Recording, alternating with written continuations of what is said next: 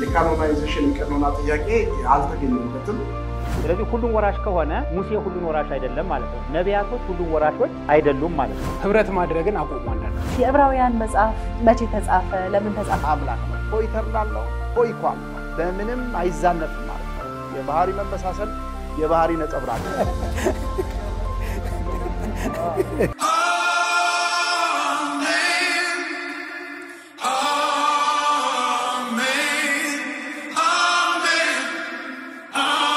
የዕብራውያን መጽሐፍ ጥናት እንግዲህ በጣም ዕብራውያን መጽሐፍ ስለ ክርስቶስ ኢየሱስ በደንብ እንድናቀ እንድንረዳ በብዙ የተጻፈ መጽሐፍ ነው ማለት ነው። ይህንን መጽሐፍ ለወንጌል አማኞች ብቻ ሳይሆን የኦርቶዶክስ እምነት ተከታዮች ሁሉም ሰው ቢያነበው ብዙ የሚጠቀምበት መጽሐፍ ነው። ይህንን መጽሐፍ እንግዲህ ከከቨሩ ጀምሮ ከወረቀቱ ጥራት ጥንካሬ ውበት አንፃር ለማንበብ እጅግ የሚጠቅም ነው። ብዙ ታዋቂ ሰዎች ታላላቅ ሊቃን አስተያየት የሰጡበት መጽሐፍ ነው ማለት ነው። ይህንን መጽሐፍ በዶክተር አዲያም ሰገድ የተዘጋጀ መጽሐፍ ነው። የዕብራውያን ማጥኛ መጽሐፍ ነው ማለት ነው። ይህንን መጽሐፍ በመግዛት እናንተ እንድትባረኩበት ጋብዛችኋለሁ ማለት ነው። መጽሐፉ ዕብራውያንን በደንብ ለማጥናት እድል የሚከፍት መጽሐፍ ነው። በአማዞን ላይ እንግዲህ ታገኙታላችሁ ማለት ነው። ከአማዞን ላይ ስክሪን ላይ በመተመለከቱት ቁጥር በማስገባት እንድትገዙ እንጋብዛችኋለን። የጌታ ጸጋና ሰላም ከሁላችሁ ጋር ይሁን። ዶክተር አዲያም ሰገድን ከልብ ልናመሰግን እንፈልጋለን። ጌታ ኢየሱስ ክርስቶስ ይባርክ። ተባረክ። ሰላም ወደ ተመልካቾቻችን የጌታ ጸጋና በእውነት ከሁላችሁ ጋር ይሁን። የአሜን ቲቪ ነው። ይህንን ፕሮግራም በአሜን ቲቪ እንዲሁም በሻዳይ ቴሌቪዥን ኔትወርክ የምትከታተሉ ሁሉ ጸጋና ሰላም ከእናንተ ጋር ይሁን ለማለት እንወዳለን። ይህ ፕሮግራም አፈባና በአሜን ቲቪ አብሮ አዘጋጅነት ወደ እናንተ በዚህ ሰዓት ይደርሳል ማለት ነው። የዕብራውያንን መጽሐፍ ዳሰሳ በዶክተር አዲያም ሰገድ የተጻፈ ባለ 3 ቅጽ መጽሐፍ አለ ማለት ነው። ዕብራውያን መጽሐፍ ጥናት ነው። እንግዲህ እናንተ በያላችሁበት ይህንን መጽሐፍ በመግዛት እንድትባረኩ ለሌሎች ደግሞ ገዝታችሁ ደግሞ ሼር እንድታደርጉ እንድትሰጡ እንጠይቃችኋለን። በኢትዮጵያ ይህንን መጽሐፍ እንግዲህ በአካል ማግኘት አይቻልም። ስለዚህ ይህንን መጽሐፍ ከአማዞን ላይ በማውረድ እንድትገዙ እንዲሁም ደግሞ በተለያየ የዓለም አቀፍ ደረጃ ያላችሁ ዲያስፖራዎች ደግሞ ይህንን መጽሐፍ ወደ ኢትዮጵያ እንዲመጣ ሰዎች እንዲያነቡት አብራችሁ በጋራ ከዚህ አገልግሎት ጎን እንድትቆሙ በጌታ ፍቅር እንጠይቃችኋለን ማለት ነው። እንግዲህ ዛሬ ደስ በሚል ሁኔታ የዕብራውያንን መጽሐፍ ዳሰሳ እናደርጋለን። ለዛሬ ቆይታ የምናደርግበት ሐሳብ በዋናነት የዕብራውያን ምዕራፍ 1ን እንዳሰሳለን ማለት ነው። የዕብራውያን መጽሐፍ ለምን ተጻፈ? ለማን ተጻፈ? እንዲሁም ደግሞ እኛ አማኞች ከዕብራውያን መጽሐፍ ምን እንማራለን? ዕብራውያንስ ደግሞ ስለ ክርስቶስ ኢየሱስ ምን ይነግረናል የሚለውን እንማራለን ማለት ነው። የዕብራውያን መጽሐፍ መልእክት እንግዲህ ለሃይማኖት ዘር ቀለም አይለይም ማለት ነው። ሁሉም በክርስቶስ ኢየሱስ የሚያምን ሰው ይህንን መጽሐፍ በማንበብ ወደ ዕውቀት ሊያደግና ስለ ክርስቶስ ኢየሱስ ሊረዳ ያስፈልጋል የሚለውን ሐሳብ ያመላክተናል። ዛሬ ሐመረ ወንጌል ዘኢትዮጵያ ስቱዲዮ ነው የምንገኘው። በጣም ጥሩ ጊዜ እናሳልፋለን። እኔ ሰብለ በቀለ ነኝ። በዚህ በኩል ከሐመረ ወንጌል ዘኢትዮጵያ አገልጋዮች በኔ በስተቀኝ በኩል ይገኛሉ። በኔ በስተግራ በኩል ደግሞ ከተለያዩ የአብያተ ክርስቲያናት የመጡ ፓስተሮች፣ መጋቢዎች፣ መምህሮች ይገኛሉ። ከጀርባ ደግሞ ተሳታፊዎች ይገኛሉ። እንደገና በሐመረ ወንጌል ዘኢትዮጵያ የሚያገለግሉ ሌሎች ተሳታፊ አገልጋዮች ይገኛሉ ማለት ነው። የተለያዩ ሐሳቦችን እናነሳለን። ሁሉ መልካም ነው፣ ጥሩ ነው። ደህና ናችሁ? እግዚአብሔር ይመስገን። በጣም ደስ ብሎኛል ዛሬ ከእናንተ ጋር በእንዲህ አይነት ሁኔታ ቆይታ ለማድረግ እግዚአብሔር እድል ስለሰጠን። እንደው ስለ ዕብራውያን መጽሐፍ ስናነሳ ከዚህ ቀደም ባለፈው ሳምንት ከመምህር ሙሴ ጋር እና ከፓስተር ስሜ ጋር ጥሩ ጊዜ አሳልፈናል። የሰዎችን ፊድባክ በጣም ደስ ይላል። ስለ ክርስቶስ በደንብ ለማወቅና የክርስቶስ ኢየሱስ ታላቅነት ለመረዳት በደንብ ደግሞ እድልን ያገኘንበት ፕሮግራም ነው። አሁን ደግሞ በስፋት እንዳስሳለን ብዬ ተስፋ አደርጋለሁ። እንደው በቅድሚያ ከመምህር ብርሃኑ ልጀምርና የዕብራውያን መጽሐፍ መቼ ተጻፈ? ለምን ተጻፈ የሚለውን ሐሳብ እስቲ።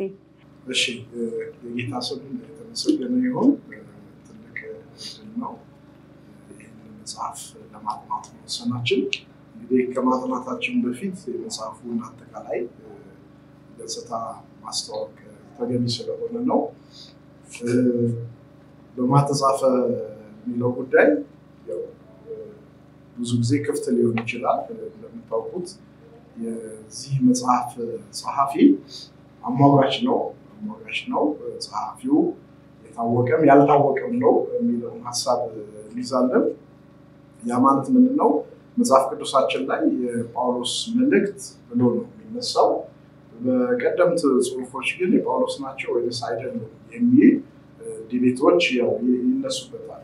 ያ ከዚህ ከሰብቷጀንት በፊት ያሉ ቅጂዎች ላይ የጸሐፊው ስም ስላልተገኘ ከዛ በኋላ ስለሆነ ስሙ የተለመደው እሱ ጽፎት ይሆናል አይሆንም የሚሉ ሙግቶች አሉ። እንደገናም ለምንድነው ጽፎት ሊሆን ይችላል፣ አጵሎስ ሊሆን ይችላል፣ በርናባስ ሊሆን ይችላል፣ ሉቃስ ሊሆን ይችላል የሚሉ መላምቶች ይሰጣሉ። የሆነው ግን በግልጽ ቋንቋ ሐሳቡን ስንይዘው አንድ ነጥብ ላይ ማዕከላዊ ጉዳዮች ላይ ማንሳት እንችላለን።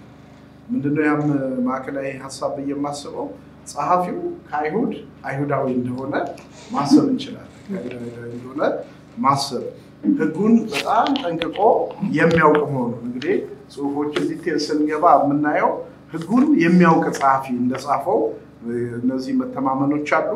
የመቅደሱን ስርዓት ደግሞ በደንብ የሚያውቅ ጸሐፊ ነው ጸሐፊው የዚህ መጽሐፍ ጸሐፊ። እንደገና የአይሁድ ትምክህት ምን እንደሆነ ያውቃል። እንደሚመኩባቸውን ጉዳዮች ውስጥ ላይ በሰፊው ስንገባ የምናየው ነው። የአይሁድ ትምክህት ምን እንደሆነ ከመቅደሱ ከሕጉ አኳያ ስለሚያነሳ ይሄን ጠንቅቆ የሚያውቅና እንዲሁም በዚሁ ልክ ደግሞ አዲስ ኪዳንን በተሻለ የተገነዘበ ጸሐፊ መሆኑ ይሄ ማዕከላዊ ሐሳብ ነው። በጣም እነዚህን ሁኔታዎች ነው። ለዚህም ነው ብዙ ጊዜ እንደዚህ ከሆነ ጸሐፊው ጳውሎስ ሊሆን ይችላል የሚል ሐሳብ ጎልቶ አመክንዮ ጎልቶ ይወጣል። እንግዲህ ጳውሎስን ስናየው ብዙ ጊዜ በሕጉ ብንፈትሸው የሕግ አዋቂ ነው። ምንም ጥንቃቄ የመቅደሱ ጉዳይ በጣም የሚገባው ነው። ከትልቁ ከገማልያል ሀገር ቁጭ ብሎ የተማረ ነው። አዲስ ኪዳንን በመገንዘብ ደግሞ አነሰ በዛም ከሌሎቹ በጣም ትልልቅ ስነ መለኮታዊ ሐሳቦችን በማንሳት ይታወቃልና እሱ ሊሆን ይችላል ወደሚለው ሙግቶች ይነሳል። ግን ጸሐፊው በስም ስላልተጠቀሰ ከዛ በፊት እሱም ላይሆን ይችላል ወይ ደግሞ ከሱ ሰምተው ሌሎች ጽፈውት ሊሆን ይችላል የሚል ሐሳቦች ይነሳሉ። አንዳንድ ሐሳብ በዚህ ጉዳይ ላይ እንዳለ ሆኖ በመጽሐፉ ውስጥ ግን እንደው ሊመስሉ የሚችሉ ሐሳቦች ወደ ማን ነው የሚያደሉት የሚለውን ስናይ ጳውሎስ በሕይወቱ መጨረሻ ላይ ወህኒ ቤት መሆኑ ይታወቃል። ጢሞቴዎስ ደግሞ የሱ ደቀ መዝሙሩ መሆኑ ይታወቃል። የዕብራውያን መጽሐፍ በሚደንቅ ሁኔታ እንዴት እንደሆነ ባናውቅም ስለ ጢሞቴዎስ መፈታት ይነግረናል። የጢሞቴዎስ መታሰርን አሁን በሐዋርያት ሥራም በጳውሎስ ሌሎች መልእክቶች አናየው። እዚህ ላይ ግን ጢሞቴዎስ ተፈቷል ስለሚል ስለ ጢሞቴዎስ መፈታት ይገልጽልናል እና ከጳውሎስ ጋር ሪሌሽን ያለው ጢሞቴዎስ ስለሆነ ሊሆን ይችላል ወደሚል አንዳንድ የመጽሐፍ ቅዱስ ጸሐፊያን የሚያደሉባቸው ሐሳቦች ናቸው። እንደገና በመልእክቱ መጨረሻ ላይም ከኢጣሊያ የሆኑት ሰላምታ አቅርበውላቸዋል ስለሚል መቼም ጳውሎስ የሕይወቱ ፍጻሜ ሮም ጣሊያን መሆኑ ይታወቃል እና በመጽሐፍ ቅዱሳችን የሐዋርያት ሥራንም ስናነበው ለ2 ዓመት እዛው ከተማ ላይ የቆመ እስረኛ ሆኖ ወንጌል እየሰበከ እንደቆየና ሰማዕትነትንም የተቀበለው እዛው እንደሆነ ስለሚታሰብ ከነዚህ ሁሉ መላምት አኳያ እሱም ሊሆን ይችላል የሚሉ አሉ። የለም ጸሐፊው አይታወቅም፣ በስም አልጠቀሰም። ምክንያቱም እሱ ቢሆን በሌሎቹ መልእክቶቹ እንደተለመደው መግቢያው ላይ እኔ ጳውሎስ የማለትን ባህል አላመጣም። ብዙ መልእክቶቹን ካየ ደግሞ ጳውሎስ ራሱን ይገልጻል። እኔ ሐዋርያ የሆንኩ ይላል ወዘተ የሚሉትን የለም። እንደገና ደግሞ ሌሎች መልእክቶቹን ስናይ ሲዘጋቸው ሰላምታ ሲሰጥ በስም ጠቅሶ ከሱ ጋር ያሉትን አገልጋዮች ጠቅሶ ስለሚጽፍ እዚህኛው መልእክት ላይ እንደዚህ አይነት ሁኔታዎች አናገኝምና እንዲህ ነው እንዲያ ነው የሚሉ ሐሳቦች ክፍት ሊሆኑ ይችላሉ። ዋናው ግን መልእክተ መንፈስ ቅዱስ ያለበት መጽሐፍ የካኖናይዜሽን የቀኖና ጥያቄ አልተገኘበትም። በ66ቱ መጽሐፍ ቅዱስ ውስጥ ከሲካተቱ አውሳቢዮስና በኋላም አትናቴዎስ የመጽሐፍ ቅዱስን ካኖን ሲሰሩ በትክክል እዚህ ካኖን ውስጥ ከከተቷቸው መጽሐፍቶች በሰብቷጀንትም በኋላ በሌሎቹ በነካርቴጅ እና በመሳሰሉት ጉባኤ ላይ ምን መጽሐፉ አንድ ላይ ስለተካተተ የቀኖና ጥያቄ አይደለም። የጸሐፊው በስም ያለመጠቀስ ጉዳይ ማንጻፈው ከዚህ የተነሳ ብዙ ጊዜ በመጽሐፍ ቅዱስ ጥናት ትምህርት ቤቶች ያው የዕብራውያን ጸሐፊ እየተባለ ይጠቀሳል እንጂ በስም ብዙ ሲነሳ አናየው። በኢትዮጵያ ኦርቶዶክስ ተዋሕዶ ቤተክርስቲያን ግን የመጽሐፍ ቅዱስ ከሰብቷጀንት ቀጥታ ወደ ግዕዙ ከዛ በኋላ ከግዕዙ ደግሞ በኃይለ ሥላሴ ጊዜ የታተመው መጽሐፍ ቅዱስ ወደ አማርኛ ስለተጻፈ ወይም ስለተተረጎመ ጥያቄ ያስነሳል። ያው ብዙ ያደግነው እዛው ስለሆነ ምንም አይነት ጥያቄ አይነሳም። የጳውሎስ መልእክት መሆኑ በአጽንኦት የተቀመጠ ነው። በግዕዙም ብናነበው በአማርኛውም ብናነበው ጳውሎስ ነው ጻፊው የሚለው ምንም ጥያቄ ውስጥ የሚገባ አይደለም። መቼ ተጻፈ? ልክ እንደዚሁ መልእክቱን ስናይ የሚነሱ ሐሳቦች አሉ። የዘመን ጉዳይ ነው። ብዙ ጊዜ ዘመን እንግዲህ ወደ ታች ዘመን ስንሄድ ኤግዛክት ቀኖች ላይገኙ ይችላል። የሚገባን እስከ 100 ዓመተ ምህረት አዲስ ኪዳን ተጽፎ እንዳለቀ በባይብል ስተዲ ላይ በደንብ የምናውቀው ነው። ይሄንን ጸሐፊ ግን ማን ጻፈው የሚለውን ብዙዎቹ ከ65 ወይ ከ66 እስከ 95 ባለው ጊዜ ውስጥ ተጽፈዋል የሚል ሐሳቦች ይነሳሉ። ይሄን የሚነሳበት ቀለሚንጦስ ይሄንን መልእክት ጠቅሶታል። ቀለሚንጦስ በጽሁፍ ውስጥ መልእክቱን ስለጠቀሰው የጠቀሰበት ዘመን የሱ ጽሁፎች ደግሞ 95 አካባቢ ላይ ስለተገኙ ከ66 እስከ 95 ነው የሚል ሐሳቦች ብዙ ጊዜ ይነሳሉ። አይ ያን ያህል ዘመኑ አይሄድም። ምክንያቱም በትክክል ይሄ ጸሐፊ ለአይሁድ ነው የጻፈላቸው። ታላቁ የአይሁድ ቤተ መቅደስ ደግሞ በ70 ዓመተ ምህረት ያው ጠፍቷል። ዳግማዊ ጢጦስ ወይም ጄኔራል ጢጦስ ኢየሱስ እንደተነበየ ታውቃላችሁ። መቅደሱ እንደሚፈርስ በ7 ዓመተ ምህረት መጥቶ ከተማይቷል። መቅደሱን ደግሞ ከ1 ሚሊዮን ከሚበልጡ አይሁድ ጋር ስላጠፋ ቢያንስ ጽሁፉ ከዚህ ዘመን ከፍ ቢል ይሄን ትልቅ ኢቨንት ወይም ይሄን ትልቅ ሁኔታ እዛው ሲያካትተው ነበር። ስለዚህ በ70 ስለጠፋ ዘመኑ ከ70 በታች ነው። ስለዚህ ከ65 66 እስከ 70 ሊሆን ይችላል የሚል ሐሳቦች አሉ። እንግዲህ እንዳልኳችሁ በኢትዮጵያ ቤተክርስቲያን ጳውሎስ ነው የሚል ድምዳሜው ስላለ 70 ለምን እንሄዳለን? ጳውሎስ እኮ ሰማዕትነትን የተቀበለው ሮማ አደባባይ ላይ በ67 በ68 ነው ሰማዕትነትን የተቀበለው ዓመቱ ይታወቃል።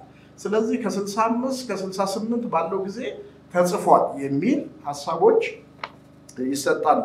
መቼ ተጽፏል የሚለው ማለት ነው። ያው እንግዲህ ለነማ ተጻፈ የሚለው ወሳኝ ነው። ለዚህ ክፍል ስናጠና በኋላ የተደራሲያኖቹን ማንነት ማወቁ የመጽሐፉ ቫልዩ ወይም ደግሞ የመጽሐፉ ዓላማ እዛ ላይ ከፍ ብሎ ስለሚቀመጥ በግልጽ ቃል ይህን ስም የምናገኘው የአይሁድ ወይም ደግሞ የእስራኤል ቀደምት ነገዶች ስያሜ ነው። ዕብራውያን የሚለው ስያሜው ራሱ ቀደምት ስማቸው እንደሆነ በተለይ እዚህ የዘፍጥረት መጽሐፍ ላይ ለምናነብ ሰዎች በምዕራፍ 14 ቁጥር 13 ላይ አብርሃምን ዕብራዊው አብርሃም ብሎ ጠርቶታል። ስለዚህ አሁን እቺን ስም ይዘን ስንሄድ ከእስራኤል ከሚለውና ይሁዳ ከሚለው ቀደምት መነሻ ወይም ደግሞ መጠሪያ ስም ነው ማለት ነው። ከዛ በኋላ ግልጽ ነው አብርሃም ይስሐቅን ወልዷል፣ ይስሐቅ ያዕቆብን ወልዷል። ያዕቆብ ደግሞ ያው ከታገለ በኋላ ስሙ ተለውጦለታል። ስሙ ሲለወጥ ማ ተብሏል? እስራኤል ተብሏል። እነዚህ ህዝቦች እስራኤል ወደሚለው ስያሜ እንደመጡ በያዕቆብ እናውቃለን። የያዕቆብ ደግሞ ልጆች 12 ናቸው። ከ12ቱ አንዱ ማን ነው? ይሁዳ ነው። በይሁዳ ነገድ ኢየሱስ ያው የይሁዳ ነገድ የንግስና ነገድ ነው። ስለዚህ ኢየሱስ የመጣው ንጉሱ ኢየሱስ የመጣው ከይሁዳ ነገድ ስለሆነ ይሁዳ አይሁድ የሚሉትን ስያሜዎች በሙሉ እነዚህን አግኝተዋልና ያው በእነዚህ ምክንያቶች በአንድም ይሁን በሌላ የተጻፈው ለአይሁድ መሆኑ ታውቋል። ለነዚህ ህዝቦች መሆኑ ታውቋል። ምክንያቱም በምንም አይነት የዕብራውያን መጽሐፍ ስናነብ ግልጽ አድርጎ የሚያሳየን እነዚህን ህዝቦች ነው። ለምን ጳውሎስ ራሱ እንዳለው ማለት ነው። አሁን ጳውሎስ በምዕራፍ 9 ላይ በቃ ቀናለው ብሎ እጨነቃለሁ ስለነሱ አስባለሁ ካለ በኋላ የህግ መሰጠት ለነሱ ናቸው፣ የኪዳን ህዝቦች ናቸው፣ የመቅደስ ሥርዓት የማን ነው ይላል የነሱ ነው ስለሚል እነዚህ ማህበረሰቦች መቅደሱ ያላቸው፣ ህጉ ያላቸው፣ ክህነቱ ያላቸው የመቅደሱ ቁሳቁሶች በሙሉ ተጠቅሰዋል። ያሁን ላይውን ነው ያያየን ያለን ወስቶ ስንገባ እናገኘዋለን። እነዚህ በሙሉ ያላቸው ሌላ ሊሆኑ አይችልም። እስራኤላውያን ናቸው። እግዚአብሔር ይመስገን ኢትዮጵያን አይደለም። ያው ኢትዮጵያን አይደለም። አንዳንድ ጉዳዮች የኛ ነው እያለ ስለምን ወስድ ማለት ነው። አይደለም ቀደምት እስራኤላውያን አይሁዳውያን ዕብራውያን እንደሆኑ በደንብ ክፍሉን ለየሰው ግልጽ ሆኖ ተቀምጧል ማለት ነው። ለምን ተጻፈ የተጻፈበት ዓላማ ምንድነው የሚለው ወንድሜ ዲያቆን ሱልጣኑ የተወሰነ ሐሳብ ያክልና ቀልለዋለን ማለት ነው። ሰላም ለእናንተ ይሁን ቅዱሳን ጌታ ጸጋና ሰላም ይብዛላችሁ። ይህ የዕብራውያን መጽሐፍ ጥናት አዘጋጁ ወንድማችን መጋቢ አዲያም ሰገድ ነው። የዕብራውያን መጽሐፍ በሶስት ቅጽ እንደዚህ አዘጋጅቶታል። ይህ መጽሐፍ ቀለል ባለ አማርኛ ግልጽ በሆነ ቋንቋ የተዘጋጀ ነው። ይሄ ቅጽ 1 ነው። ይህንን መጽሐፍ ወንድሞቻችን፣ አባቶቻችን፣ እናቶቻችን ቢያነቡት አጠቃላይ ስለ ነገረ ክርስቶስ በሚገባ እንዲያውቁ ያግዛቸዋል። ከምንም በላይ ደግሞ በክሮ ጽሑፉን የግሪኩን ቃል መሰረት አድርጎ የተተረጎመ መሆኑ ሌላው አጠርና ግልጽ የሆነ ማንኛውም ሰው ቢያነበው ሊገባ የሚችል መጽሐፍ ነው እና ወንድሞቻችን አባቶቻችን ይህንን መጽሐፍ በማንበብ ራሳችሁንም እንድታነጹ ቤተክርስቲያንን እንድታነጹ ጥሪ ማስተላለፍ ፈልጋለሁ። ወስብሐት ለእግዚአብሔር። በጣም መልካም መምህር ከልብ እናመሰግናለን። እንደው ወደ እሳቸው ወደ መምህር ከመሄዴ በፊት ፓስተር ፍስሐ የዕብራውያን መጽሐፍ ጥናት እንግዲህ ለምን ተጻፈ መቼ ተጻፈ የሚለውን ሐሳብም እያነሳን ነው። በጣም ሰፊ ዳሰሳ ነው። በእርግጠኝነት ብዙዎቻችን ዕውቀት እየተካፈለን እንዳለ ተስፋ አደርጋለሁኝ ማለት ነው። እንግዲህ የዕብራውያን መጽሐፍ ጥናት እንግዲህ ዶክተር አዲያም ሰገድ በእንዲህ አይነት መንገድ አዘጋጅተውልናልና ለአንድ አማኝ ማጥናቱ ምን አይነት ጥቅም ይሰጠናል? ምን እንካፈላለን? አንድ ሰው የዕብራውያንን መጽሐፍ ሲያነብ ምንድነው የሚያገኘው ጥቅም? ምን ይካፈላል? መምህር ብርሃኑ ቀደም ብሎ በሰጡት መግቢያ ላይ እኔም በጣም ደስ ብሎኛል። ጥሩ መንደርደሪያ ሐሳብ ነው የሰጡን። ድንቅ ነው። በነገራችን ላይ ዶክተር አዲያም ሰገድ ይህንን መጽሐፍ ሲጽፍ አሁን ቅድም የተሰጠውን ማብራሪያ በተለይ መግቢያውን ወደ 150 ገጽ ያክል ማለት ሊሆን ይችላል እና አሁን የተነገረውን ነገር በራሱ መንገድና በራሱ ሁኔታ በዚህ መንገድ ገልጾታል እና ዶክተር አዲያም ደግሞ ይህንን ሲጽፍ ምናልባት ጥንታዊ ቤተክርስቲያናችን ሞራለስ የምትቀበለውን የምታምነው ምናልባት መጽሐፉን የጻፈው ጳውሎስ ሳይሆን አይቀርም የሚልም ስሜት እንዳለው መጽሐፉ ላይ አግኝቻለሁ። እኛ እንግዲህ አይታወቅም በሚል ነው እንግዲህ በዚህ በወንጌላውያን አካባቢ ያለ ነው። ቁም ነገሩ እንግዲህ ጸሐፊው ማን ነው፣ የተጻፈበት ዘመን ምንድነው የሚለው አይደለም።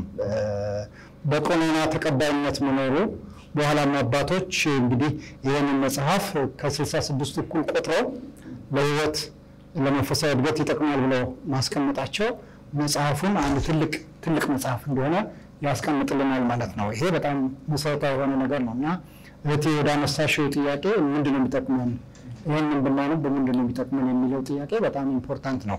በዚህ በዕብራውያን መጽሐፍ ላይ ምዕራፍ 1 ቁጥር 1 ላይ ይመስለኛል በአባቶቻችን በነቢያት ተናግሯል ይላል እና ይሄ የዕብራውያን ጸሐፊ ለበለው በኔ ያተረጓጉም የዕብራውያን ጸሐፊ ለአይሁድ ሕዝብ በጣም ኮንሰርንድ ሆኗል። ስርዓቱን ያውቃል፣ ኢቨንቶቹን ያውቃል፣ በብሉይ ኪዳን የነበሩትን ኢንስቲትዩሽንስ በሙሉ ያውቃል።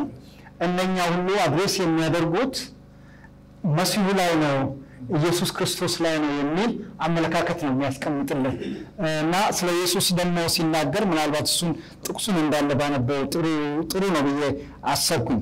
ምዕራፍ 1 ቁጥር 3 ላይ ያለ ጥቅስ ነው። እሱም የክብሩና የክብሩ መግለጫና የመንጸባረቂያው መጽሐፍ እንደሆነ ይነግረናል እና ይሄንን ሁሉ ያደረገው እሱ ነው የሚል ነገር ነው። ስለዚህ ዕብራውያን ጸሐፊ እነኛ ስርዓቶች እነኛ ስትራክቸሮች እነኛ ኢንስቲትዩሽኖች የነበሩት ሁኔታዎች በሙሉ ወደ መሲሁ እንደሚያተኩሩ ነው የሚነግረን ያለው። ስለዚህ ማንም ይሄንን የዕብራውያን መጽሐፍ ማንበብ የሚፈልግ ክርስቶስ የህይወት መሰረት እንደሆነ ክርስቶስ የህይወት መገኛ እንደሆነ ክርስቶስን ደግሞ በዛ መንገድ መረዳት እንዳለብን በብሉይ ኪዳን የተጠቀሱት ስሎች እንደገናም ደግሞ የተጠቀሱት ቦታዎች የነበሩ ስርዓቶች የሚያመለክቱት ወደ ኢየሱስ ክርስቶስ እንደሆነ ኢየሱስ ክርስቶስ ማዕከላዊ እንደሆነ ብሎ በዛ መጽሐፍ ላይ ያስቀምጣልና ኢየሱስ ክርስቶስ እንደማይለወጥ በተለይ መጨረሻ ምዕራፍ ላይ 13 ምዕራፍ 13 ቁጥር 8 ላይ ትናንትናም ዛሬም እስከ ዘላለም ኢየሱስ ክርስቶስ ያው ነው ኢየሱስ ክርስቶስ የመጨረሻ የመልእክቱ ማዕከል ነው ብሎ ይላልና ይህን መጽሐፍ የሚያነብ የመልእክት ሁሉ መጠቅለያ የትንቢት ሁሉ መጨረሻ ፍጻሜ የህይወት ሁሉ መገኛ ኢየሱስ ክርስቶስ እንደሆነ ይነግረናል። ስለዚህ ይህን መጽሐፍ ገዝቶ የሚያነብሰው ይህን መልእክት በደንብ አድርጎ ያገኘዋል። እንደገና ደግሞ ቅድም ስትናገር እንደነበረው በተለይ በዚህ ሀገር ታትሞ እንኳን ባናገኘው በአማዞንም ላይ ስላለ ያንን መጽሐፍ መግዛት የሚችሉ ሰዎች እዚህ ሀገር ላሉ በየገዳማቱ ላሉ አባቶቻችን እናቶቻችን እንደገናም ደግሞ ግልጽ የሆነ መልእክት ላላገኙ ህዝባችን ያንን እየገዙ የሚሰጡበት መንገድ ቢኖር የበለጠ ጠቃሚ ይሆናል። ምክንያቱም መልእክቱ ለኛ ለሁላችን ተደራሽ ነው። ኢየሱስ ክርስቶስ የበላይ ነው፣ ከሁሉ ኢየሱስ ክርስቶስ ይበልጣል የሚል መልእክት ስለሚሰጥ በዚህ መንገድ እንግዲህ መምህር ብርሃኑ ቅድም የሰጡን መንደርደሪያ ስላለ እሱን ላለመድገም ብዬችን ልጨምር ብዬ ነው። በጣም እናመሰግናለን ፓስተር። እንግዲህ ተመልካቾቻችን ጥሩ ጊዜ እያሳለፈን እንዳለ ተስፋ አደርጋለሁኝ። ቀጥታ ወደ መምህር ነው የምመጣ ወደ እርሱ ሐሳብ። እሺ አንደኛ እነዚህ የዕብራውያን ክርስቲያኖች ዳተኞች ሆነዋል። ዳተኞች ሆነዋል ማለት በሚገባቸው ልክ አላደጉም። ዕብራውያን 6:12 ላይ እንደዚህ ይላል፣ በእምነትና በትዕግስትም የተስፋውን ቃል የሚወርሱትን እንድትመስሉ እንጂ ዳተኞች እንዳትሆኑ ተስፋ እስኪሞላ ድረስ እያንዳንዳችሁ ያን ትጋት እስከ መጨረሻው እንድታሳዩ እንመኛለን ይላል። ስለዚህ ጸሐፊው እነዚህ ክርስቲያኖች ማደግ ባለባቸው ልክ ስላላደጉ እንዲያደርጉለትና እንዲፈጥኑለት ነው የተጻፈበት ምክንያት ማለት ነው። ሁለተኛው እነዚህ ዕብራውያን ክርስቲያኖች በክርስትና ሕይወታቸው ላይ ችላ ማለትና ተስፋ መቁረጥ ጀምረዋል። ዕብራውያን 12:3 ላይ እንደዚህ ነው የሚለው፣ በነፍሳችሁ ዝላችሁ እንዳትደክሙ ከኃጢአተኞች በደረሰበት እንዲህ ባለ መቃወም የጸናውን አስቡ፣ ከኃጢአት ጋር እየተጋደላችሁ ገና ደምን እስከ ማፍሰስ ድረስ አልተቃወማችሁምና ይላል። ስለዚህ ችላ ማለት ጀምረዋል፣ ተስፋ መቁረጥ ጀምረዋል። ችላ እንዳይሉ፣ ተስፋ እንዳይቆርጡ፣ እንዲታገሱ፣ በነገር ሁሉ እንዲሉ የተጻፈበት ምክንያት ነው ማለት ነው። ሌላ ሶስተኛ የተጻፈበት ምክንያት ቅድም ለታደሰ ነው ብለናል። አሁንም የተጻፈበት ምክንያት ነው እናወራውና አሁን እነዚህ ዕብራውያን ክርስቲያኖች በመጀመሪያ የነበራቸውን የእምነት መነቃቃት መተው ጀመሩ። መነቃቃት ውስጥ ነበሩ፣ ቅንዓት ውስጥ ነበሩና ያንን መነቃቃትና ያንን ቅንዓት ትተውታል። ስለዚህ ወደ ቀደመ ቅንዓታቸው ወደ ቀደመ መነቃቃታቸው እንዲመለሱ የተጻፈ ነው ማለት ነው። ዕብራውያን 3:14 ላይ የመጀመሪያ እምነታችንን እስከ መጨረሻው አጽንተን ብንጠብቅ የመጀመሪያ እምነታችንን እስከ መጨረሻው አጽንተን ብንጠብቅ የክርስቶስ ተካፋዮች ሆነናልና እየተባለ ዛሬ ድምፁን እንድትሰሙ በማስመረር እንደሆነ ልባችሁን እየቀኛ አታድርጉ። ለሚሰሙት ነገር ግድ የለሾች ሆነዋል፣ እንደ በፊቱ አይደለምና የተጻፈበት ምክንያት ይህ ነው። ቸርነቶች ላይ አራተኛው የተጻፈበት ምክንያት የዕብራውያን ክርስቲያኖች በእምነት ማደጋቸው አላደጉም። ጸሐፊው እንዲያድጉ ይፈልጋል። ከመጀመሪያ ማንነታቸው ከፍ እንዲሉ ይፈልጋል። እነርሱ ግን አሁንም እዛው ናቸው፣ አላደጉም፣ እንዲያድጉ ይፈልጋል። እዛው ዕብራውያን 5:12 ላይ እንደዚህ ይላል፣ ወንድሞች ሆይ ምናልባት ያው እግዚአብሔርን የሚያስገዳችሁ ክፉና የማያልቅ ከእናንተ ባንዳችሁ እንዳይኖር ተጠንቀቁ ይላቸው። አላደጉም፣ አልበሰሉም። የሆነ ነገር ቢመጣ ይናወጣል፣ የሆነ ነገር ቢመጣ ሸርተት ይላል። ስለዚህ እንዲያድጉ ነው፣ ስላላደጉ ማለት ነው። አምስተኛው ያተራራ የሚናገረው ከሳት አንጻር ነው። አምስተኛው የተጻፈበት ምክንያት መጽሐፉ ክርስቲያኖች እነዚህ የዕብራውያን ክርስቲያኖች መሰብሰባቸውን፣ እርስ በርስ መገናኘታቸውን፣ አንድነታቸውን፣ ህብረታቸውን ማቆም ጀምረዋል። በመጀመሪያ በጋራ ይገናኙ ነበረ፣ ይሰባሰቡ ነበረ፣ ህብረት ያደርጉ ነበረ፣ እርስ በርሳቸው ይነጋገሩ ነበር። አሁን ግን እንዲህ ጽንፍ ያስገደደበት ምክንያት ስብሰባቸውን፣ አንድነታቸውን፣ ህብረትና መገናኘታቸውን ስለተው፣ ይህ ደግሞ ትክክል ስላይደለ ማለት ነው። ዕብራውያን 10:25 ላይ እንደዚህ ይላል፣ እርስ በርሳችን እንተያይ፣ በአንዳንዶችም ዘንድ ልማድ እንደሆነው መሰብሰባችን አንተው፣ እርስ በርሳችን እንመካከር እንጂ ይልቁንም ቀኑ ሲቀርብ እያያችሁ አብልጣችሁ ይህንን አድርጉ። ከበፊት ተገናኙ፣ ከቀደመ በፊት ህብረት አድርጉ፣ እርስ በርሳችሁ ተነጋገሩ የተጻፈበት ምክንያት ማለት ነው። ሌላውና ስድስተኛው የተጻፈበት ምክንያት የዕብራውያን ክርስቲያኖች መሪዎቻቸውን ማክበር አቁመዋል። መሪዎቻቸውን መታዘዝ አቁመዋል።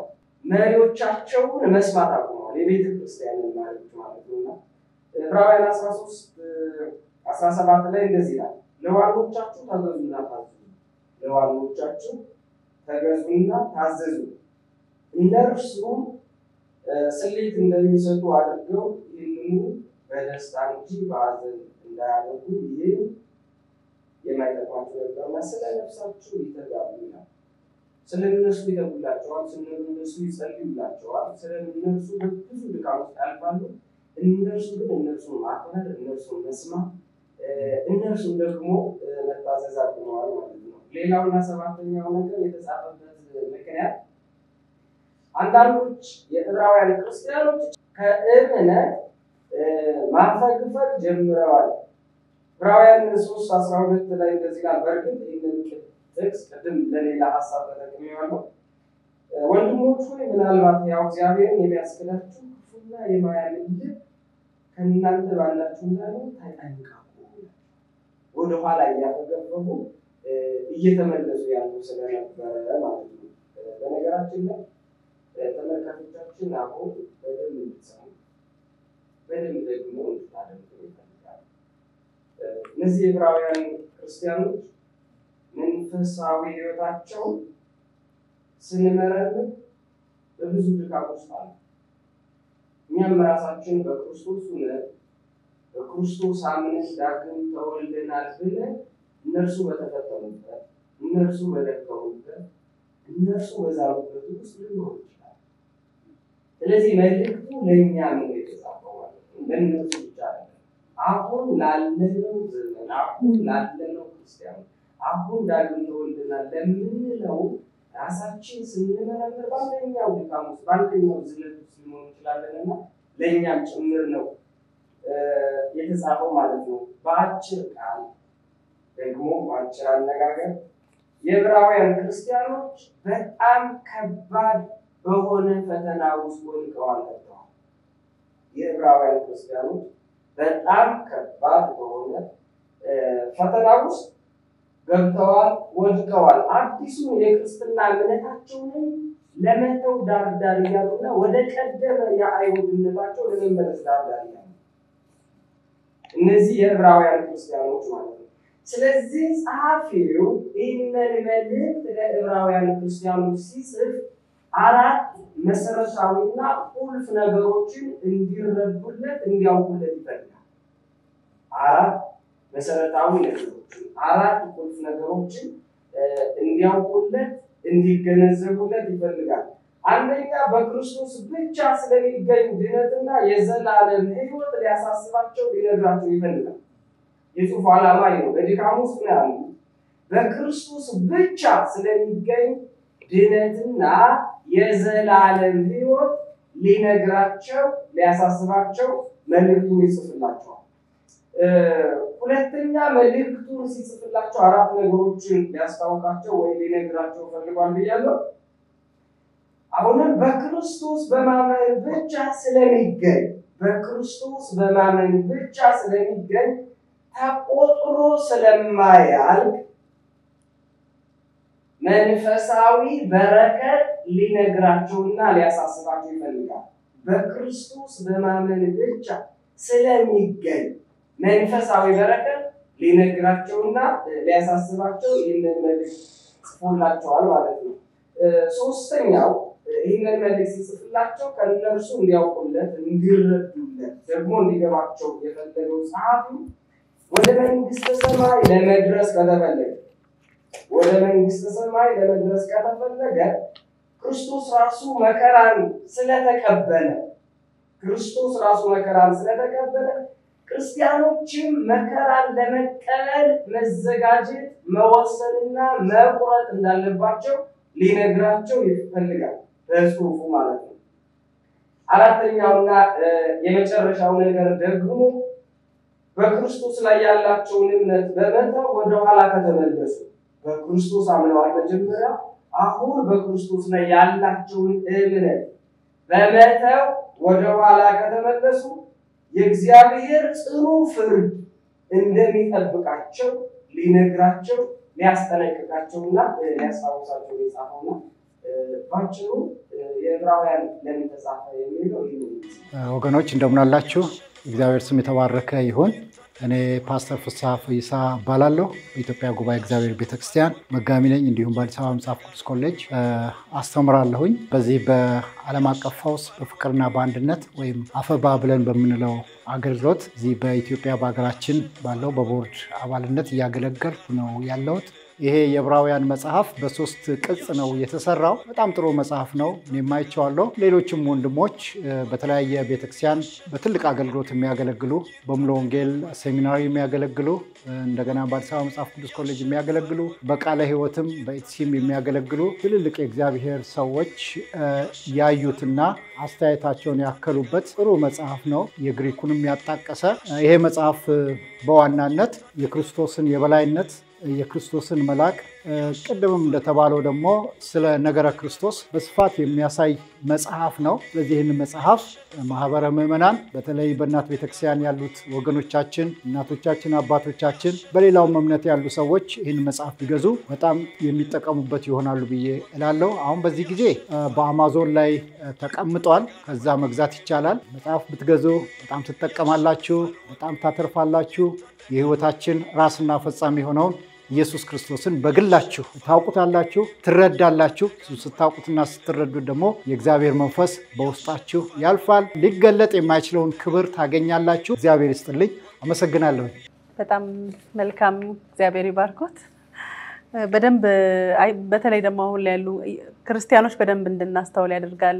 ምክንያቱም በብዙ ነገር ወደ ዳተኝነት ወደ ድካም እየመጣን ያለንበት ሁኔታ ነውና ምን ላይ ነው በምን አነት ላይ ነው ያለነው የሚለውን ነገር ለየትኛው ነው ቅድሚያ እየሰጠን ያለነው ከክርስቶስ ይልቅ ብዙ ነገሮችን ችላ እያልን የመጣንበት እየደከምን የመጣንበት ሁኔታ ነውና ራሳችንን እንድንፈትሽ የሚል መልእክትም ያዘለ ነውና እናመሰግናለን በጣም። እንደው ከዚሁ ጋር ተያይዞ ወደ መምህር ሙሴ ነው ደግሞ አሁን ማመራው መጽሐፍ ቅዱስ ምዕራፍ 1 ላይ ቁጥር 3 ላይ ከ1 ጀምሮ እንደዚህ ይላል። ከጥንት ጀምሮ እግዚአብሔር በብዙ አይነትና በብዙ ጎዳና ለአባቶች ተናግሮ ሁሉን ወራሽ ባደረገው ደግሞም ዓለማትን በፈጠረበት በልጁ በዚህ ዘመን መጨረሻ ለኛ ተናገረን። እርሱም የክብሩ መንጸባረቅና የባህሪው ምሳሌ ሆኖ ሁሉም በስልጣኑ ቃል እየደገፈ ኃጢአታችንን በራሱ ካነጻ በኋላ በሰማያት በግርማው ቀኝ ተቀመጠ ይላልና እዚህ ጋር በጣም ሶስት ወሳኝ ነገሮችን እንድናነሳ ፈልጋለሁኝ። የመጀመሪያው ነገር ሁሉን ወራሽ ባደረገው የሚለው ሐሳብ ነው። ሁለተኛው ደግሞ ዓለምን በፈጠረው በልጁ የሚለውን ሐሳብና የክብሩ መንጸባረቅ የባህሪው ምሳሌ ሆኖ ደግሞ በስልጣኑ ሆኖ የተገለጠውንም ክርስቶስን እናያለን ማለት ነውና እንደው እነዚህ ቃላቶችን በደንብ እንዲያብራሩልን ፈልጋለሁኝ ማለት ነው። እንደገና ደግሞ የክብሩ መንጸባረቅ የባህሪው ምሳሌ ሆኖ ሲል የክብሩ መንጸባረቅ ምን አይነት መንጸባረቅ ነው? በክርስቶስ ውስጥ አብን አይተንበታል። የተለየም ደግሞ ትርጓሜም ካለው የመጀመሪያው ነገር መጋቢ አዳያም ሰገድን እጅግ አድርጌ አመሰግናለሁ። ምክንያቱም እንደዚህ እንድንሰበሰብ ምክንያት የሆነ እሱ ስለሆነ፣ ሁለተኛ አሜን ቲቪንም ደግሞ ለማመስገን ፈልጋለሁ። ሌላው በጣም ደስ የሚለው ነገር ተሐድሶ ሁልጊዜ ግንብና ድልድይ ሆኖ አገናኝ ስለሆነ ከፓስተሮች ጋራ ከወንጌላውያን አብያተ ክርስቲያናት አገልጋዮች ጋራ በእንደዚህ አይነት መልኩ በራሱ ቁጭ ብሎ መነጋገር አንዱ የምንፈልገው ነው። ከሁሉ በላይ የሥላሴ አማኝ የሆኑት በአብ በወልድ በመንፈስ ቅዱስ ሶስትነትና የባህሪ አንድነት የሚያምኑ ወንድማማቾች በመጽሐፍ ቅዱስ አስተምሮ ላይ ቁጭ ብለው ቢነጋገሩ ቁጭ ብለው ቢያወሩ አገልጋዮች ትልቅ ለሀገራችንም ፈውስ ነው። ለሀገራችን ብቻ ሳይሆን ለዓለም ሁሉ ፈውስ ነው እና እንደዚህ አብረን መጽሐፍ ቅዱስን በማጥናታችን እኔ ደስ ብሎኛል። እግዚአብሔር ይባርክልኝ። ዕብራውያን ምዕራፍ 1 ጀምሮ እንግዲህ እግዚአብሔር ከጥንት ጀምሮ እግዚአብሔር በብዙ አይነትና በብዙ ጎዳና ለአባቶቻችን በነቢያት ተናግሮ የሚለው እንግዲህ ሁላችሁም እንደምታውቁት እግዚአብሔር ሕያው አምላክ ነው፣ የሚናገር አምላክ ነው። ስለዚህ ትናንትና የተናገረ አምላክ ነው፣ ዛሬም ምን የሚል አምላክ ነው ማለት ነው? የሚናገር አምላክ ነው። ስለዚህ እግዚአብሔር በብዙ መንገድ የሚናገር አንድ አይነት መንገድ አይደለም፣ መናገሪያው መንገድ ብሎ ነው የሚጀምረው የዕብራውያን መልእክት ጸሐፊ። ይሄ የእግዚአብሔር ድምፅ ለዕብራውያን ምን ያህል አስፈላጊ እንደሆነ መጀመሪያ ያውቃል ማለት ነው። እግዚአብሔር ተናገረ ሲባል ዕብራውያን ወዲያው ነው ሰብሰብ የሚሉት። ቀላል አይደለም እግዚአብሔር ተናገረ የሚለው ቃል። ይህን ደግሞ ልምድ አላቸው፣ ከአባቶቻቸው ሲሰሙት የኖሩት ነገር ነው። ስለዚህ በመጨረሻ ግን ሊያስርላቸው የፈለገው አንድ ነገር አለ። እግዚአብሔር በብዙ ነገር ተናግሯል። አሁን ግን የተናገረው በምኑ ነው ይላል? በልጁ ነው። ይሄ ልጁ የሚለው በእኛ ቤተ ክርስቲያን በባህሪ የሚመስለው የሚተካከለው ዘዕሩ ምስለ አብ በመለኮቱ በመለኮት ከአብ ጋር እኩል የሆነ ተብሎ የሚተረጎም ልጅ ማለት እሱ ነው ሲተረጎም። በነገራችን ላይ በእርግጥም የቤተ ክርስቲያናችን ትርጓሜ ትክክል ነው። ዛሬ የኔ ልጅ ዲኤንኤ ቢመረመር እርግጠኛ ነኝ እናንተን አይመስልም፣ እኔን ነው የሚመስለው። ስለዚህ የኛ ቤተ ክርስቲያን ሊቅ ናት ማለት ነው። ልጅ ከአባቱ ጋር እንደሚመስል በደንብ አድርጋ አግኝተዋለች የሚለውን እንዲሰምርበት ያስፈልጋል። ስለዚህ ሁሉን ወራሽ ባደረገው ሲል ስልጣንን ነው። ይሄ የባህሪ መለኮቱን ወራሽ ባደረገው ሲል ሌላ ጣልቃ አይገባም ማለት ነው። የዕብራውያን መልእክት መጀመሪያ የዕብራውያን መልእክት ሁሉ በማን ነው እያለን ነው? በልጁ ነው። መጀመሪያ የሚተረጎመው የራሱን ነው፣ የራሱን ሐሳብ። ስለዚህ ሁሉን ወራሽ ከሆነ ሙሴ ሁሉን ወራሽ አይደለም ማለት ነው። ነቢያቶች ሁሉን ወራሾች አይደሉም ማለት ነው። እግዚአብሔር በነቢያት ተናግረዋል፣ ግን ነቢያቶች ወራሾች አይደሉም። ስለዚህ ሁሉን ወራሽ የሚለው ቃል ለየትኛውም ነቢይ ምን አላለም? አልተሰጠም። ይሄ የጸሐፊው አብይ ጉዳይ ነው። ስለዚህ ሁሉን ወራሽ ካደረገው ሰው ሁሉ መንጣት ያለበት ወደ ማን ነው ማለት ነው? ሁሉን ወራሽ ወደ አደረገው ወደ ኢየሱስ መሆን አለበት ማለት ነው። ስለዚህ ሁሉን ወራሽ የሚለው ስልጣንን ባህሪን ነው የሚመለከት፣ ባህሪን ነው። የአብ የሆነ ሁሉ የአባቴ የሆነ ሁሉ የኔ ነው ይላል። የኔ የሆነ ሁሉ የማን ነው ይላል? የአባቴ ነው ይላል። የአንተ የሆነ ሁሉ የኔ ነው፣ የኔ የሆነ ሁሉ ያንተ ነው ይላል ኢየሱስ ሲያስተምር። ስለዚህ ይሄ ሁሉን ወራሽ የሚለው ውህብን መሰጠትን ሳይሆን ስልጣንን ነው የሚያመለክት ብላ ነው በእኛ ቤተ ክርስቲያን የምታሳየው። ዓለማትን በፈጠረበት በልጁ በዚህ ዘመን መጨረሻ ለእኛ ተናገረን የሚለው ቃልም እንግዲህ የዕብራውያን መልእክት አንዱ ሲያነጻጽር ወግብረ እደዊከ እማንቱ ሰማያት የእጆች ስራዎች ናቸው ይላል። ዘፍጥረት ምዕራፍ 1 ቁጥር 1 ላይ በቀዳሚ ገብረ እግዚአብሔር ሰማየ ወምድረ፣ በመጀመሪያ እግዚአብሔር ሰማይና ምድርን ምን አለ? ፈጠረ ይላል። አሁን ሰማይና ምድርን እግዚአብሔር ፈጠረ ብሎ ያነበበ ሰው መጥቶ ዕብራውያን ምዕራፍ 1 ላይ ሲመጣ ሰማያት የእጆችህ ስራዎች ናቸው ሲል አብን ፈጣሪ ያለ ወልድን ፈጣሪ ያለ ማለት አይችልም ማለት ነው። ስለዚህ የባህሪ አንድነት እናገኛለን በመፍጠር ስራ፣ ሁሉን በማስገኘት ስራ ጋር። ምክንያቱም መጽሐፍ ቅዱስን ስናነብ አንዷን ጥቅስ ብቻ ወስደን አይደለም ይሄው ዶግማ የምንሰራው፣ ቀኖናም የምንሰራው። በአንድ ጥቅስ በሁለት ጥቅስ ዶግማ ይሰራል። ስለዚህ ከዘፍጥረት እስከ ራእይ ስለ አምላካዊ ባህሪ ማወቅ አለብን። ከዘፍጥረት እስከ ራእይ ስለ አምላክ ግብር ማወቅ አለብን፣ ማንነት ማወቅ አለብን። ስለዚህ ለምሳሌ ይችን ዓለማትን በፈጠርክበት ብለው የሚናገሩ ሰዎች ፈጥሮ ፈጠረበት የሚሉ አርዮሳውያን አሉ። እኛ እንደዚህ አናምንም። እኛ ፈጥሮ ፈጠረበት የሚባል ፍጡር ያልቻለ አካል ነው፣ የማይችል አካል ነው። የሆነ ነገር ፈጥሮ የሆነ ነገር መስራት የሚችለው እግዚአብሔር በባህሪው የማይችለው ነገር የለውም ማለት ነው። ስለዚህ አግዙኝ የሚል አምላክ አይደለም። ስለዚህ እንደዚህ አይነት ትምህርት የለንም። በባህሪ አንድ ናቸው ስንል ምንድነው? የአብ የሆነ ሁሉ የወልድ ነው፣ የወልድ የሆነ ሁሉ የአብ ነው፣ የመንፈስ ቅዱስ ነው ማለታችን ነው። ስለዚህ ይሄኛውን ክፍል ብቻ ወስደን በፈጠረበት የምትሏን አገባብ ወስደን ብቻ አይደለም። ወግብረ እደዊከ እማንቱ ሰማያት ብሎናል እዚሁ ክፍል ላይ። ሰማያት የእጆችህ ስራዎች ናቸው፣ እነርሱ ያልፋሉ አይደለም የሚለው። አንተ ግን፣ ይሄ ደግሞ በመዝሙረ ዳዊት ላይ ምን ተብሏል? እንደው መርጌታ እስቲ ዘሩ ቢባል አንተ ክመ ወአመቲ ከኒ ዘኢያሐልቅ፣ አንተ ያው አንተ ነህ፣ አመታቶችም ከቶ ምን አይሉ። ስለዚህ ኢየሱስ ሲታይ ከድንግል ማርያም ወዲህ የተገኘ ነው እንዳይል አንተስ ያው አንተ ነህ። ክብር ለሱ ይሁን። ስለዚህ ኢየሱስን ምን አድርጎ ያሳያቸዋል? አምላክ ነው፣ የባህሪ አምላክ ነው። የባህሪ ጌትነቱ የባህሪው ነው። ስለዚህ ዓለማትን በፈጠረበት የሚለው ቃል የሚተረጎመው ከአጠቃላይ ፈጣሪ አስገኝ ምንጭ ከሚለው ጋራ ተያይዞ መሆን መቻል አለበት ለማለት ፈልጌ ነው። ስለዚህ አንድ ፈረንጅ ተራራ ለመናድ ወይ የሆነ ነገር ለማድረግ የሆነ ማሽን ፈጥሮ ያንን እንደመፍጠር ከሆነ እሱ ስህተት ነው የሚሆን። አንደኛ የፈጣሪ መባዛትን ያመጣል። ፈጣሪ ደግሞ በባህሪው የሚባዛ አይደለም ማለት ነው። አይደለም ማለት። ስለዚህ ይህን ለማለት ነው የምፈልገው። የእግዚአብሔር ቃል የክርስቶስን ከአብ ጋር መተካከልና መንጸባረቅን ሲናገር ቃልም ሥጋ ሆነ ይልና የመጀመሪያውን አንስቶ ጸጋና እውነት ተመልቶ በእኛ አደረ፣ አንድ ልጅም ከአባቱ ዘንድ እንዳለው ክብር የሆነውን ክብሩን አየን ካለ በኋላ የሚያሳየው ለዚህ ነው። መቼም ቢሆን እግዚአብሔርን ያየው አንድስ እንኳ የለም፣ በአባቱ እቅፍ ያለ አንድ ልጁ እርሱ ተረከው። ምንድነው? ገለጠው። ቅድም ከመጀመሪያ ያየነውም ከነቢያት ይበልጣል የሚባልበት ታላቁ ጥያቄም ይሄ ነው። ምክንያቱም ነቢያት የተናገሩት ገና ይሆናል እንዲህ ይሆናል የሚል ሐሳብ ነው ያነሱት።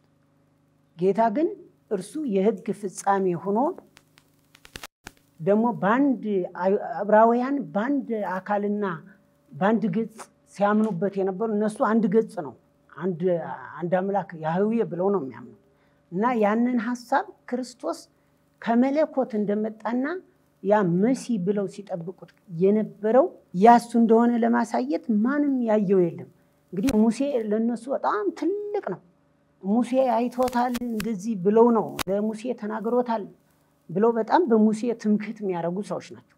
እና ያንን ሁሉ ዝቅ ለማድረግ እዚህ ጋር ጸሐፊው በጣም በልዩ ሁኔታ ዮሐንስ ጠልቆ ይህን ነገር እርሱ ተረከው፣ እርሱ ገለጠው፣ የሱን መንጸባረቅ የእግዚአብሔርን ክብርና ሁኔታ በእርሱ በኩል አየ ነው። ምን ስለሆነ ያ ቃል ሥጋን መጥቶ በሥጋ ስላደረ ያ ሁኔታ ከፍ ብሎ ሲጀምር እንዲያውም ሕግ በሙሴ ተሰጥቶ ነበረ፣ ጸጋና እውነት ግን በክርስቶስ ሆነ ይላል።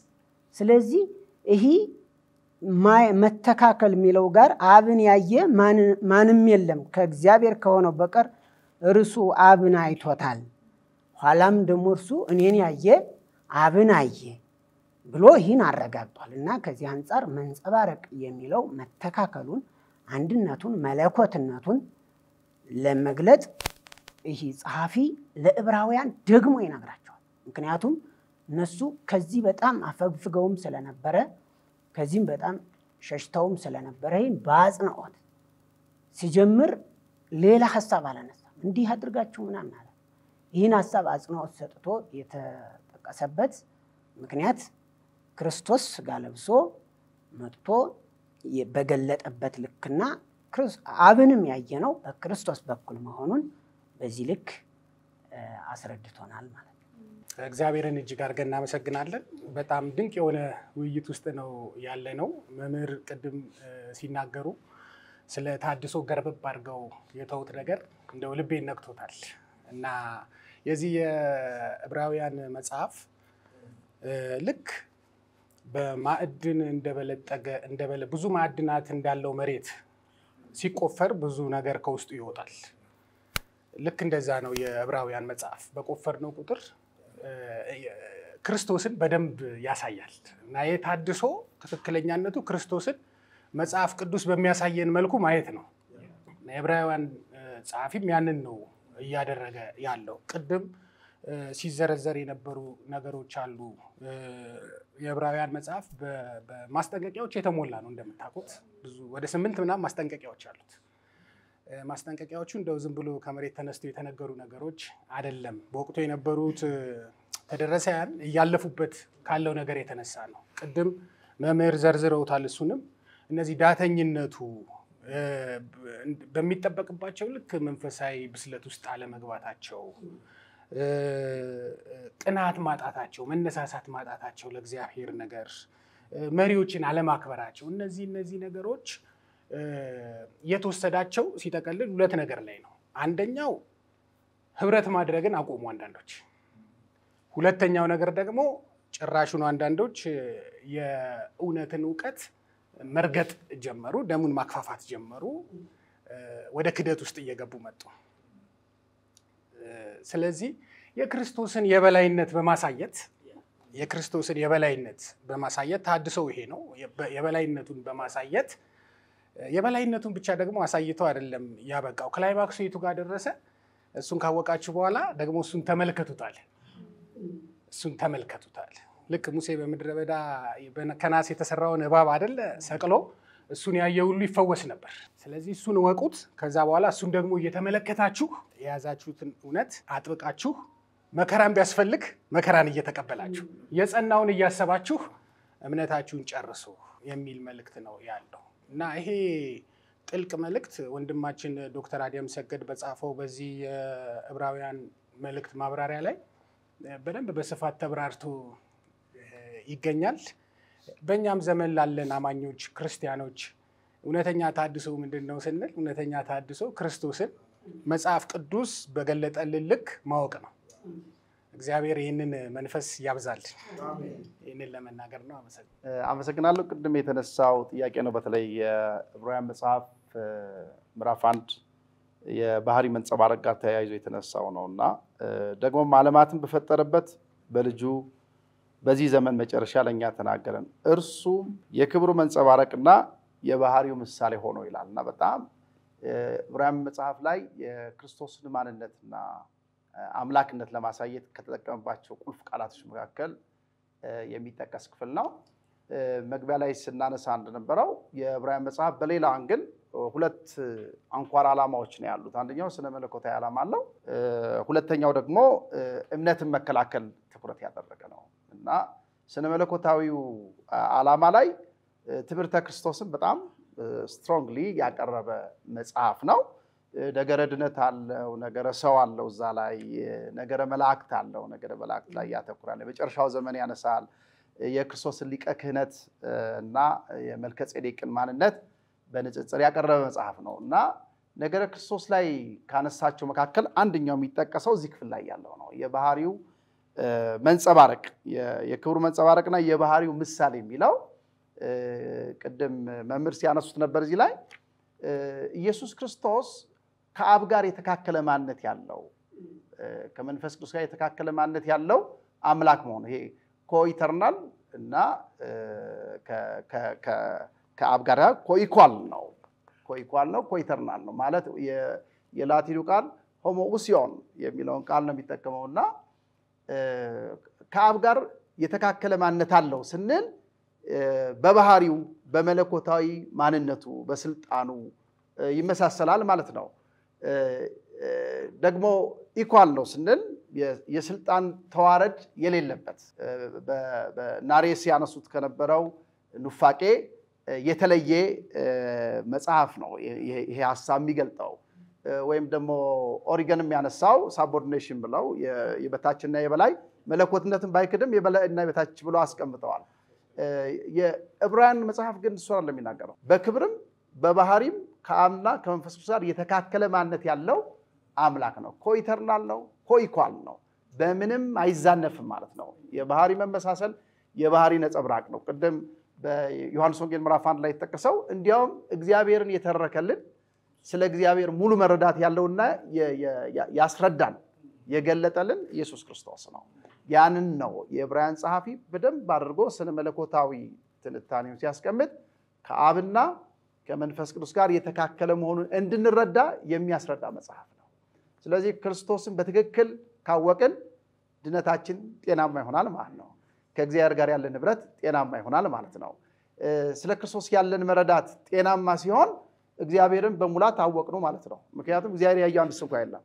በአባቱ ቀፍ ያለውን የተረከልን ክርስቶስን ካላወቅነው አብን አናውቀውም። ስለ እግዚአብሔር አብ እየተናገርን ስለ እግዚአብሔር መንፈስ ቅዱስ እየተናገርን ክርስቶስን ማሳነስ ወይም ፍጡር ብቻ ማድረግ ጤናማ አይሆንም ማለት ነው ስለ መለኮታችን። ስለዚህ የዕብራውያን ጸሐፊ በደንብ አድርጎ መተካከሉን የክብሩን መንጸባረቅ የባህሪው ምሳሌ አስረድቶናል። ያ ማለት ክርስቶስን ስናውቅ ሰማይን አወቅን ማለት ነው። እግዚአብሔርን አወቅነው ተረዳነው ማለት ድነታችንን አጸናን ማለት ነው። እና የዕብራውያን ጸሐፊ ቅድም ሲነሰረት ነበር የዕብራውያን ሰዎች ዳተኝነት፣ ማፈግፈግ፣ ያስተምሮ ዝንፈት ገጥሟቸዋል። ምክንያቱም ከገጠማቸው የተለያየ የተቀዳሚ መሪዎቻቸው ሞተዋል። ስለዚህ ተስፋ መቁረጥም ይታይባቸው ነበረ እና እዚህ ላይ በጣም ሲያሰምርባቸው እንዴ አለን እኮ እሱ ከኛ ጋር ነው። የእግዚአብሔር የክብሩ መንጸባረቅ የባህሪው ምሳሌ ሆነው ከኛ ጋር ልናውቀው ይገባል። ቅድም እንደተነገረው አይኖቻችንን መስቀሉ ላይ ፊክስ ልናደርግ ይገባል፣ ልንተክል ይገባል፣ ሳናፈገፍግ ልንራመድ ይገባል የሚለውን ነገር ያብራራ መጽሐፍ ነው እና በጣም አንባቢያን ይህን መጽሐፍ ላይ በጣም ዶክተር አዲያም ሰገድ በደንብ ተንትኖታል። በጣም ሰፊ ምዕራፍ ወስዶ ካነሳቸው ጭብጦች ይሄ የክርስቶስን ማንነት የክብሩ መንጸባረቅ የባህሪው ምሳሌን በጣም የተነተነበት ፓርት በጣም የሚስብ ነው። ደግሞ ድነታችን አጽንተን እንዲይዝ የሚያግዝ መጽሐፍ ነው እና አንባቢዎች ቢያነቡት ህይወታቸውን ያንጻሉ ብዬ ተስፋ አደርጋለሁ። እግዚአብሔር ይባርካችሁ። ጌታ ይባርክ። በጣም ጥሩ ጊዜ እያሳለፍን ነው። ተመልካቾቻችን እናንተም ይህንን መጽሐፍ እንግዲህ ከአማዞን ላይ በስክሪን ላይ በምትመለከቱት ቁጥር በመግዛት እንዲሁም ደግሞ ስክሪን ላይ በምትመለከቱት ስልክ ቁጥር በመደወል የዚህ በረከት ተካፋይ እንድትሆኑ እንጋብዛችኋለን ማለት ነው። እንግዲህ ሰው ዕውቀቱ በጨመረ ቁጥር ኢየሱስን ለማወቅ የእግዚአብሔርን ፍቅር ለማወቅ ቅድም ፓስተርም ሲናገር ነበር። የእግዚአብሔር ነጸብራቅ ደግሞ የተቋደስንበትም የተካፈልንበት ክርስቶስ ኢየሱስ ነውና ከክርስቶስ በቀር ማንም አልገለጠውም አይደል? የገለጠው የለም እና ይሄንን በደንብ እንድትከታተሉ እንድትረዱ በማስተማር ላይ ያላችሁ ሰዎች በማገልገል ላይ ያላችሁ ሰዎች የዕብራውያን መጽሐፍ ጥናት እንድትገዙ እንጋብዛችኋለን። ከአፍታ ቆይታ በኋላ ተመልሰን እንመጣለን። አብራችሁን ቆይታ እንድታደርጉ ጋብዛችኋለሁ። መልካም ጊዜ፣ መልካም ቆይታ።